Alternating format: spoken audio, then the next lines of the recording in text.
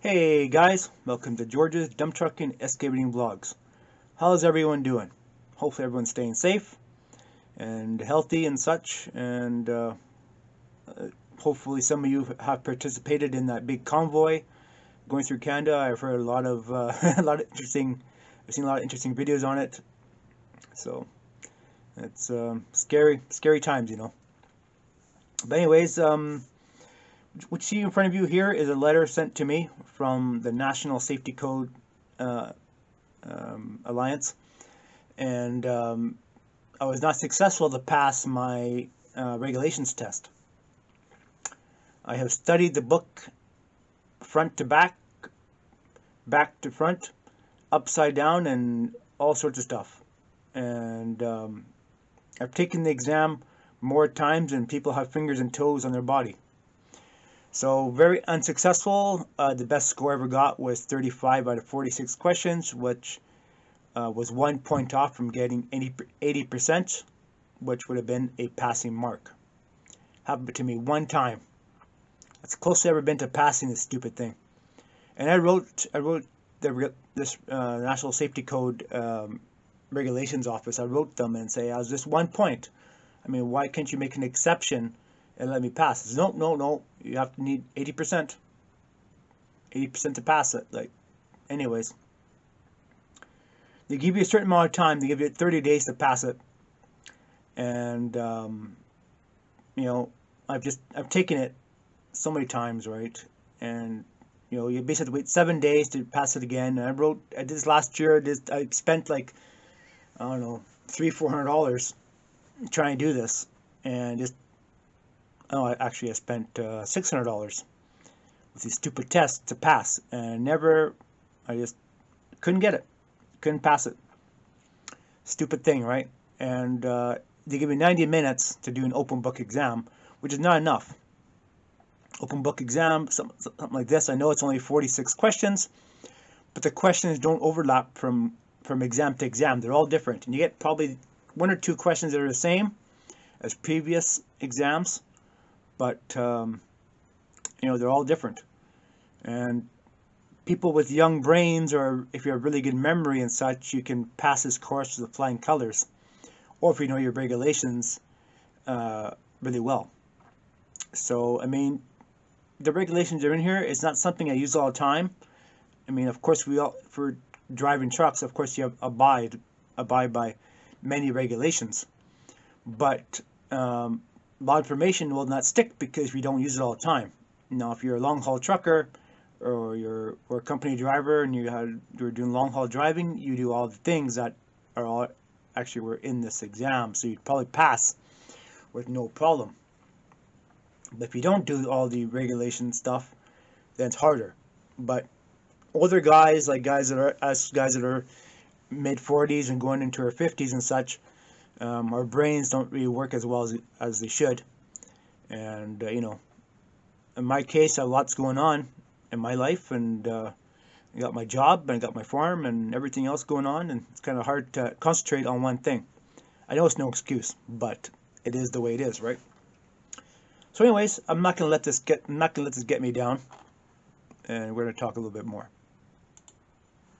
So, anyways, I'm not gonna let this get to me. I mean, being an owner operator is the best feeling in the world. Being self-employed is the best thing in the world. And working for other people is a pain in the ass, as you guys know. Now, the thing is, I drive dump trucks and heavy equipment in my job. They do road maintenance. So I have no shortage of seat time spent in the truck driving, right? And I love it. I love driving the trucks, the plows. I just love it. But there's nothing better than being an owner operator. And an owner operator can take you in many different directions in life. You can do a dump truck. You can do long haul. You can do heavy equipment hauling. Take you anywhere. Just once you get that regulation certificate, just your life, the options open up like crazy. But in my case, I can't do that, unfortunately. And I would love to, but I can't. I'm not going to stress about it because it's not healthy, and it's not worth it. If you can't get it, you can't get it, and that's the way life is. So, I mean, I'm happy enough. I'm fortunate enough that I got my Class 1 license to drive tractor trailer, and I use it once in a while. But most of them driving straight truck dump trucks, right? Or I'm pulling a pup. But it is what it is, right? So, anyways, I really wanted to do this, but I thought, well, I'm just gonna keep my little business going, which I have a little excavating business on the side, and my farm and such. And I do plan on buying a tandem truck, and I want to do a conversion on it, and I want to put the landscaping or contractor's bed on it, a tandem axle tractor. So that kind of truck would really appeal to someone who's in that kind of a business. So if you put a regular side box on a tractor, of course you'd be overloaded, and that's not what I'm after. I want to be kind of specialty, and that was always my kind of thought of being in the dump truck business, is being specialty, a specialty business where you're in landscaping, contracting. You're in a bit lighter duty version of dump trucking, but you would probably get quite a bit of work because a lot of guys are in landscaping, and such companies would probably need a lower profile truck to get in certain areas, right? As you guys know, dump trucks are pretty tall, and sometimes you have to be really careful. Last year we had a problem with one of the guys. We were out fixing a gravel road, and if I didn't, as behind the guy in the company truck, making sure the dumper was not going to hit the power line. If I didn't tell the guy that the dumper was getting so close to the damn power line, the guy would have got electrocuted. And I was like on the ball, and I said, "Hey, stop, lower that box." I mean, the box was like inches, maybe feet, maybe a foot, but from hitting that hydro line, right? And I thought, well, it was definitely hydro line. So it would have been ugly, but it's just things you have to think about, right?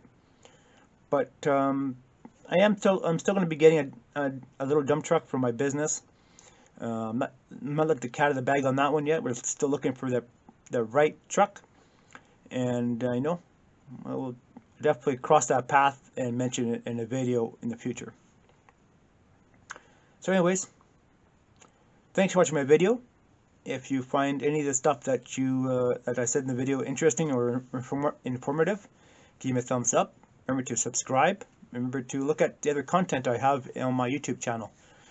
Maybe of value, maybe not. I have lots of talk I've talked about, and national safety code stuff, and the truck weights and such for smaller trucks, and even the heavy duty commercial trucks. I just don't. It's not. Well, I don't remember all of the weights of trucks and everything, because I don't have it. I just don't retain that information too well. But I have books and such at work that give me all the weights and all the weights and stuff on the trucks, all the weight capacity of each truck is and such, and I can't retain all that information. So I wish I could, but I'm not. My brain doesn't work that way. So, anyways, guys, that's all I have to say for this video. So, thanks for watching. Be good, and I'll see you in the next one. Remember to keep the tires on the pavement and not in the ditch. Bye for now.